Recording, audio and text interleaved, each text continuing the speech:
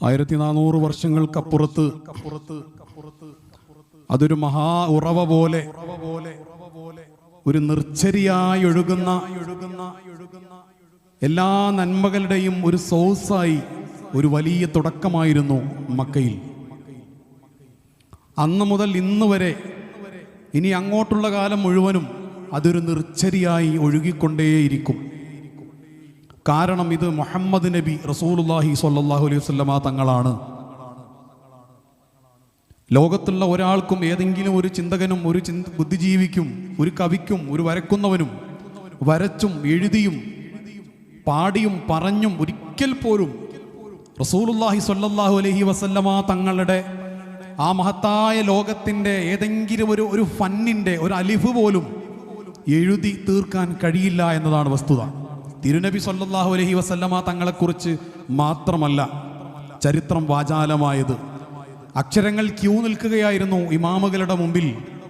ഓരോ അക്ഷരവും ഇമാമുകളോട് പറഞ്ഞു, ഇമാം അവർകളെ എന്നെ ഒന്ന് ഉപയോഗിക്കാമോ, ഹബീബിനെ വർണ്ണിക്കുന്നിടത്ത് എന്നെ ഒന്ന് ഉപയോഗിക്കാമോ എന്ന് സങ്കടത്തോടെ പ്രതീക്ഷയോടെ ഇമാമുകൾക്ക് മുമ്പിൽ ലോകത്തുള്ള സർവ്വ അക്ഷരങ്ങളും മഷിക്കുപ്പിയിലെ സർവ്വ മഷിത്തുള്ളികളും ഹബീബിനെ വർണ്ണിക്കാൻ ഉപയോഗിക്കാമോ എന്ന് പറഞ്ഞുകൊണ്ട് ക്യൂ നിന്നിട്ട് അവരെല്ലാവരും ഹബീബിന് വേണ്ടി അക്ഷരമായി പുസ്തകത്താളുകളിൽ സമർപ്പിതമായിട്ടും ഒരിക്കലും ആ ഹബീബ് എന്ന മഹാവിസ്മയത്തിൻ്റെ സ്വല്ലല്ലാഹു അലൈഹി വസല്ലമ തങ്ങളുടെ മഹാ അറിവിൻ്റെ ആ മഹാസൗന്ദര്യത്തിൻ്റെ ആ മഹാജമാലിയത്തിൻ്റെ ജലാലിയത്തിൻ്റെ ലോകത്തെ അലിഫിൻ്റെ ഒരു പുള്ളി പോലും അത് എഴുതി തീർക്കാൻ ഒരാൾക്കും കഴിഞ്ഞിട്ടില്ല.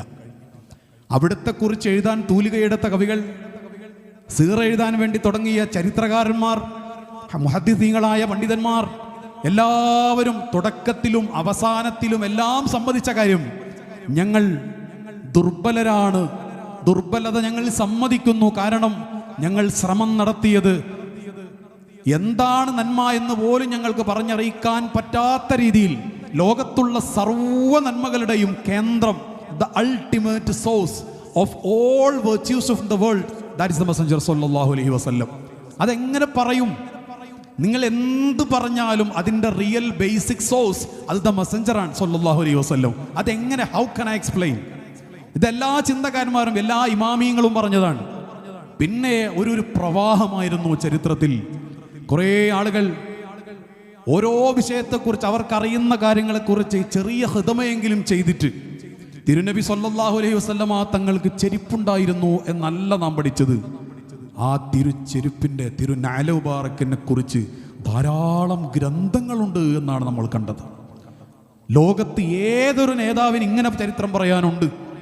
അവിടുന്ന് ധരിച്ചിരുന്ന തിരുപാതുകത്തിൻ്റെ രൂപങ്ങളെക്കുറിച്ച്, മിസാലു നഅൽ, അവിടുത്തെ ആ നഅൽ ഷരീഫിൻ്റെ അവിടുത്തെ തിരുപാതുകത്തിൻ്റെ 6 രൂപങ്ങൾ ഇമാമിങ്ങൾ ഗ്രന്ഥങ്ങളിലും അടയാളപ്പെടുത്തിയിട്ടുണ്ട്. ഈ 6 രൂപത്തിലുള്ള നഅലുകളാണ് തിരുനബി സല്ലല്ലാഹു അലൈഹി വസല്ലം തങ്ങൾ രചിച്ചത് അല്ല. അവിടുത്തേക്ക് പാദരക്ഷയാകാൻ ഭാഗ്യം ലഭിച്ച 6 രൂപങ്ങൾ ഇതാണ് എന്ന് പുസ്തകത്തിൻ്റെ താളുകളിൽ ഇമാമിങ്ങൾ വരച്ചു വെച്ചപ്പോൾ ആ താളുകളെടുത്ത് കണ്ണിലേക്ക് ചേർത്ത് 1400 വർഷങ്ങൾക്കപ്പുറത്തെ ഹബീബിൻ്റെ ആ പാദത്തിന് താഴെ അവിടത്തേക്ക് സംരക്ഷണം കൊടുക്കാൻ അള്ളാഹു തെരഞ്ഞെടുത്ത ആ തിരുപാതുക, ആ പാതുക രൂപങ്ങളെ എടുത്ത് തലയിൽ വെച്ചു. ഇമാമിങ്ങൾ, ലോകപ്രശസ്തരായ ആലിമീങ്ങൾ, സാദാത്തുക്കൾ ആ തിരുപാതുകം എടുത്ത് തലയിൽ വെച്ചിട്ട് അവർ പറഞ്ഞു, ഞങ്ങൾ ഈ തിരുപാതുകത്തിന് താഴെയാണ് എന്ന്. ആരുണ്ട് ഇങ്ങനെ ദ അൺപാരലൽഡ് ലീഡർ? ഇങ്ങനെ നമുക്ക് പറയാൻ ലോക ചരിത്രത്തിൽ ആരുണ്ട്? ഇതൊരു അവകാശവാദമല്ല, ഇതൊരു പ്രേമപ്രയാണത്തിൻ്റെ നിർച്ചരിയാണ് ഈ സംസാരം. അള്ളാഹു സ്വീകരിക്കുമാറാവട്ടെ. ഈ പാടലും പറയലുമെല്ലാം ഹബീബിൻ്റെ മഹബത്തിൻ്റെ യഥാർത്ഥ ആ ഒരു റൂട്ടിലുള്ളതായി അള്ളാഹു നമ്മിൽ നിന്ന് സ്വീകരിക്കുമാറാവട്ടെ. ഒരിക്കലും ഒരാൾക്കും കാണാൻ കഴിയില്ല. തിരുനബിയെക്കുറിച്ച് മാത്രമാണോ? അല്ല. അവിടുന്ന് നടന്ന രൂപങ്ങൾ അല്ല. മാത്രമല്ല, അവിടുന്ന് നടന്നുപോയ വഴികളെക്കുറിച്ച് ചരിത്രമുണ്ട്. അവിടുത്തെ മലകളെക്കുറിച്ച്, അവിടുന്ന് നടന്നുപോയ നാടുകളിലെ മലകളെക്കുറിച്ച് ചരിത്രമുണ്ട്. അവിടുത്തെ നാടുകളിലെ പള്ളികളെക്കുറിച്ച് ചരിത്രമുണ്ട്. അവിടുന്ന് നിസ്കരിച്ച സർവ്വസ്ഥലങ്ങളും പിന്നീട് പള്ളികളായി മാറിയിട്ടുണ്ട്. അതിൻ്റെ മുഴുവനും ചരിത്രങ്ങളുണ്ട്. അവിടുന്ന് നടന്നുപോയ വഴികളെക്കുറിച്ച് ചരിത്രങ്ങളുണ്ട്. അവിടുത്തെ കിണറുകളെക്കുറിച്ച് ചരിത്രങ്ങളുണ്ട്. അവിടുത്തെ പള്ളിയിലെ ഉസ്തുവാനത്തുകളെക്കുറിച്ച് പോലും ചരിത്രങ്ങളുണ്ട്. അവിടുത്തെ പള്ളിയിൽ തൂണാകാൻ ഭാഗ്യം ലഭിച്ച ആ തൂണുകളുടെ ഉസ്തുവാനത്ത് തഹജ്ജുദ്, ഉസ്തുവാനത്ത് തൗബ, ഉസ്തുവാനത്ത് ആയിഷ, ഇങ്ങനെ തുടങ്ങിയിട്ട് തൂണുകളുടെ ചരിത്രം റൗള മാത്രം നമ്മൾ പറഞ്ഞാൽ മണിക്കൂറുകൾ വേണ്ടി വരും.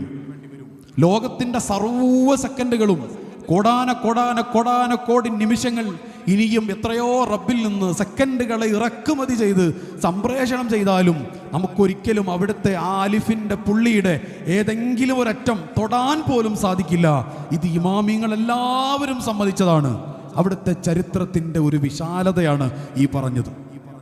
ആതിരചന്ദ്രികയാണാമുഖദർശനം ആതുര ശാന്തിയേകും ആതിരുസ്പർശനം ആകലോക സെയ്ദി സെയ്ദി മുഹമ്മദി ആകലോക സെയ്ദി സെയ്ദി മുഹമ്മദി ആമ്പലും തോറ്റിടുമാ പൂഞ്ചൊടി തൻഗുണം ആകുലം കീർത്തിടുമാ ആതിരുസാന്ത്വനം ആകലോക സെയ്ദി സെയ്ദി മുഹമ്മദി ആകലോക സെയ്ദി സെയ്ദി മുഹമ്മദി ആതിരചന്ദ്രികയാ നാമുഖദർശനം ആതുര ശാന്തിയേകും ആതിരുസ്പർശനം ആകലോക സെയ്ദി സെയ്ദി മുഹമ്മദി ആകലോക സെയ്ദി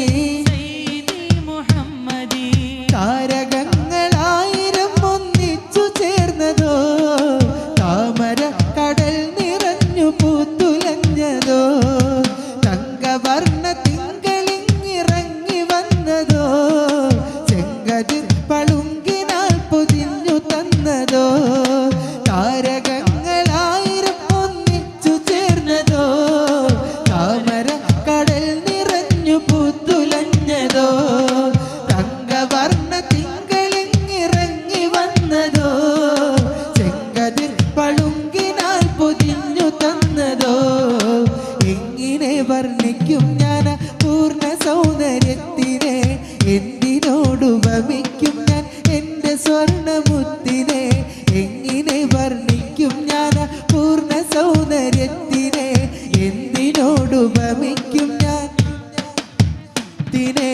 എൻ്റെ സ്വന്തം പൊൻഹൃദയം അർപ്പിക്കാം ഞാൻ ത്വാഹയെ ആതിര ചന്ദ്രികയാ നാമുഖദർശനം ആതുര ശാന്തിയേകും ആകരസ്പർശനം ആകലോക സെയ്ദി സെയ്ദി മുഹമ്മദി ആകലോക സെയ്ദി സെയ്ദി മുഹമ്മദി സർവദിക്കിലാശയേകിടും വസന്തമോ സ്വർഗമിസ്കിനെ മികച്ചിടും സുഗന്ധമോ സർഗമധുര തേൻമൊഴി സ്വർഗീയ രാഗമോ സുറുമയിട്ട പൂമിഴി സദാ ദയാദ്രമോ എങ്ങനെ പുകഴ്ത്തിയാലും ആ മദേഹ തീരുമോ അങ്ങിവന്റെ രക്ഷകനായി ഒന്നു വന്ന് ചേരുമോ എങ്ങനെ പുകഴ്ത്തിയാലും